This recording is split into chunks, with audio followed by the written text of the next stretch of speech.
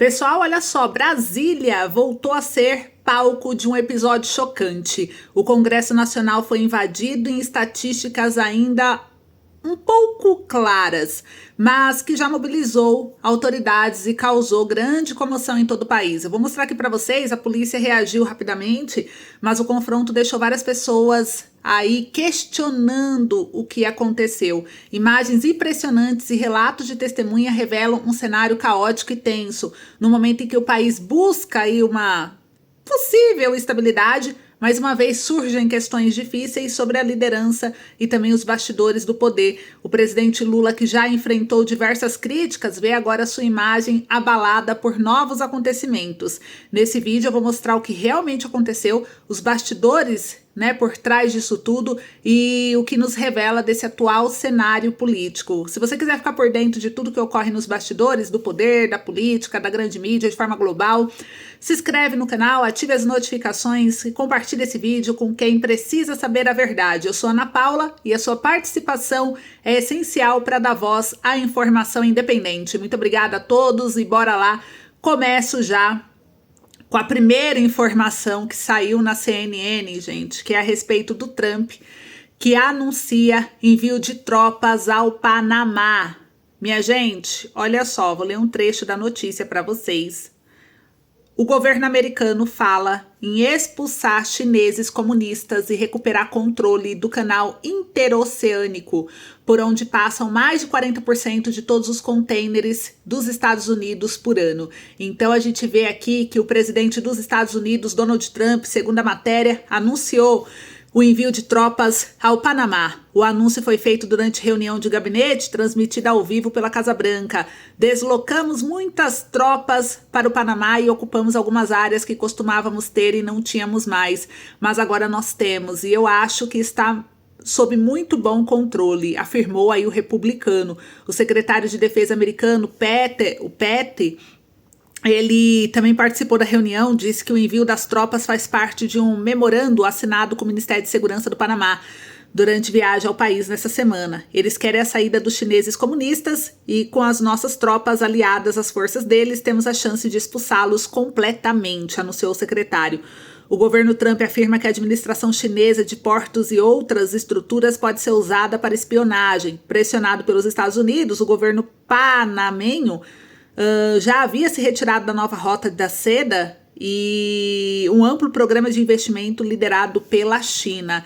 Então isso daqui nos diz muito e nos traz algumas reflexões que preocupam aí todo o Brasil, né, todo mundo, e eu queria saber a opinião de vocês, né, o Trump, o poder e o jogo perigoso. Há líderes que fazem política e há líderes que fazem história. Nem sempre para o bem. O Donald Trump, com sua habilidade singular de compreender e saber mobilizar através de medo, ressentimento, orgulho nacional, como poucos, ele tem uma inteligência emocional muito grande, mas muitas vezes usada mais para manipular do que para construir. Isso é o que os críticos estão dizendo.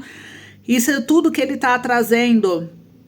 Essas últimas decisões, elas exigem aí muita cautela e uma leitura crítica dos seus gestos, né, especialmente em momentos de tensão internacional como que estamos vivendo hoje.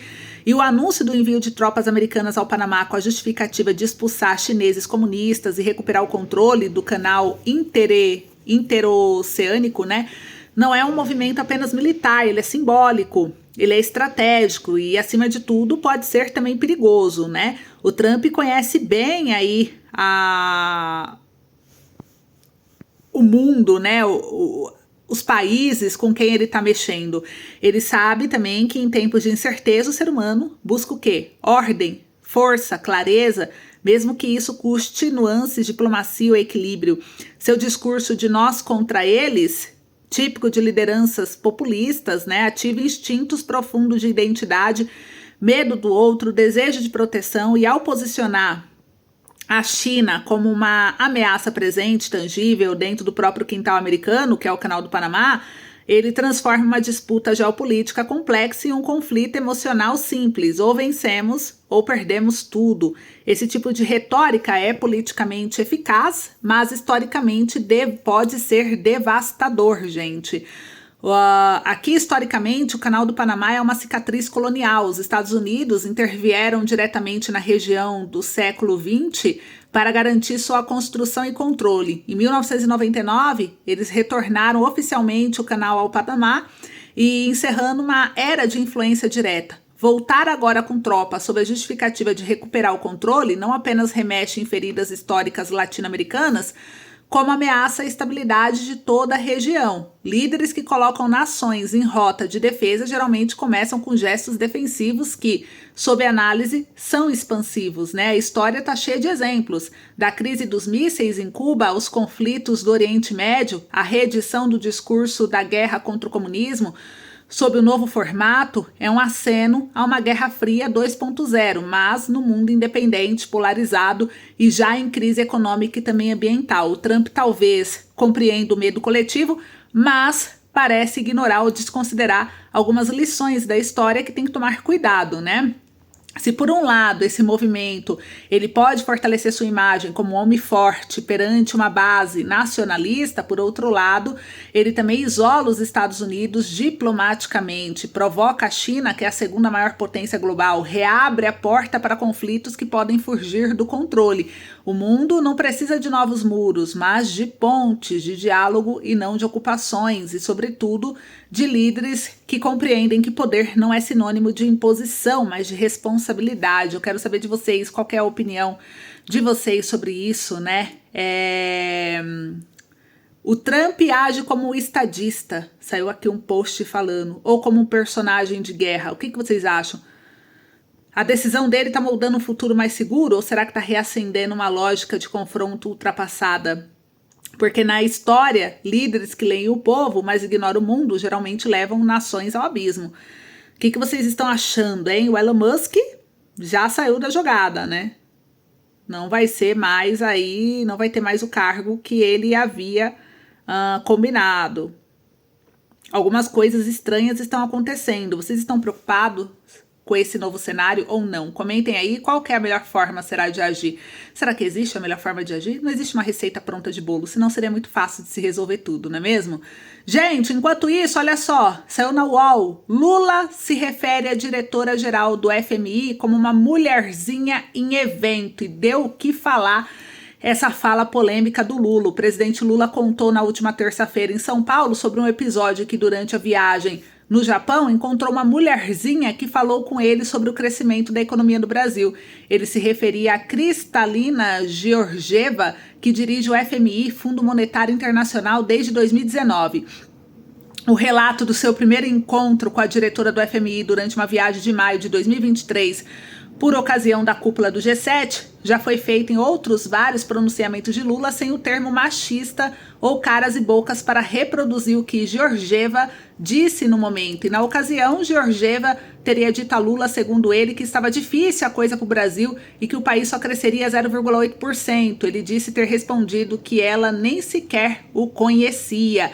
E lá, no Japão, em Hiroshima, eu encontro uma mulherzinha, sabe? Presidente do FMI, diretora-geral da FMI, nem me conhecia. Presidente Lula, você sabe que tá difícil a coisa pro Brasil? O Brasil só vai crescer 0,8%. Eu falei, você nem me conhece, eu não te conheço, sabe? Como você fala que o Brasil vai crescer 0,8%? E a resposta veio ao final do ano. O Brasil cresceu 3,2%, fecha aspas, narrou. A declaração ocorreu durante cerimônia de abertura da 29ª FEICOM, que é a Feira Internacional da Construção Civil e Arquitetura, e da 100ª edição do ENIC, Encontro Internacional da Indústria da Construção. E o tema, gente, gerou aí uma repercussão muito grande, né? E traz uma reflexão pra gente, porque o episódio em que o Lula se refere à diretora-geral do Fundo Monetário Internacional como uma mulherzinha durante o evento público é mais do que uma simples gafe, né? Ele revela um padrão preocupante de comportamento que, em muitos momentos, parece desconsiderar o peso simbólico e institucional da carga que ele ocupa. A escolha do termo mulherzinha carrega uma carga pejorativa, machista, que, independentemente da intenção, perpetua por estereótipos e diminui a interlocutora. Nesse caso, uma das líderes mais influentes do cenário financeiro global, em um mundo cada vez mais atento a pautas de igualdade, respeito, esse tipo de linguagem não é apenas inconveniente, mas também constrangedora para o país que o presidente representa. E ser presidente do Brasil, gente, não é apenas exercer o poder executivo, é representar os valores da nação, dirigir com responsabilidade a imagem do país no exterior, cultivar relações diplomáticas de forma estratégica e respeitosa, ao agir com informalidade excessiva ou ironia que beira o desrespeito. Lula não só compromete a diplomacia, como também enfraquece a autoridade moral do Brasil em fóruns internacionais. O episódio sugere uma desconexão entre a figura pública e o protocolo diplomático, que exige compostura, sobriedade, domínio da linguagem. Comentários como esses não são apenas impróprios, eles reverberam internacionalmente, mancham a imagem do país e podem ter impactos práticos como desgastes em negociações com organismos multilaterais, né? Não é a primeira vez que Lula adota um tom informal ou provocativo em situações que exigem diplomacia, e essa postura que agrada a certos setores internos por parecer autêntica ou popular cobre um preço alto quando extrapola os limites do respeito institucional e da boa convivência internacional. Vocês acham isso também? O presidente da República deve ser, acima de tudo, um exemplo, gente. Palavras têm peso, especialmente quando sofridas por uma das principais autoridades de um país com o protagonismo regional do Brasil. Ele questionava tanto o Bolsonaro das falas, né? E tratou mal a repórter, tratou mal não sei o quê, mas olha só como que ele faz, né? A fala de Lula sobre a diretora do FMI não é apenas infeliz, ela é reflexo de uma visão ultrapassada sobre liderança e sobre o papel do Brasil no cenário global. Então, cabe ao presidente rever a sua conduta e lembrar constantemente que a cadeira presidencial não admite improviso quando se trata de respeito, diplomacia e civilidade. Agora, uma outra informação que eu quero trazer para vocês, gente. Polícia atira bombas de gás em marcha de indígenas em frente ao Congresso. Invasão no Congresso, deu polícia, deu repercussão. Olha só, manifestação faz parte da programação do acampamento Terra Livre. A assessoria do Legislativo afirma que o grupo ultrapassou o limite permitido. E indígenas que participavam de uma marcha na esplanada dos ministérios foram alvo de bomba de gás lacrimogênio e spray de pimenta em frente ao Congresso Nacional na noite dessa quinta-feira do dia 10 de abril. A manifestação fez parte do programa ATL, Acampamento Terra Livre, que ocorre na capital federal, e a Polícia Legislativa reagiu à marcha quando os indígenas se aproximaram da entrada do Congresso na rampa que dá acesso à chapelaria. Não houve confronto nem atos de violência por parte dos indígenas. Participantes do ato passaram mal por causa do gás e do spray, né? E houve atendimento de corpos de bombeiro na própria esplanada. Alguns indígenas foram levados para o hospital de base na região central da capital federal, e a Folha questionou os bombeiros sobre o número de atendimentos, mas não houve retorno até a publicação. O ATL é a maior manifestação indígena da América Latina. A manifestação partiu do eixo cultural ibero-americano no eixo monumental e seguiu até o Congresso, e os indígenas protestaram contra o marco temporal.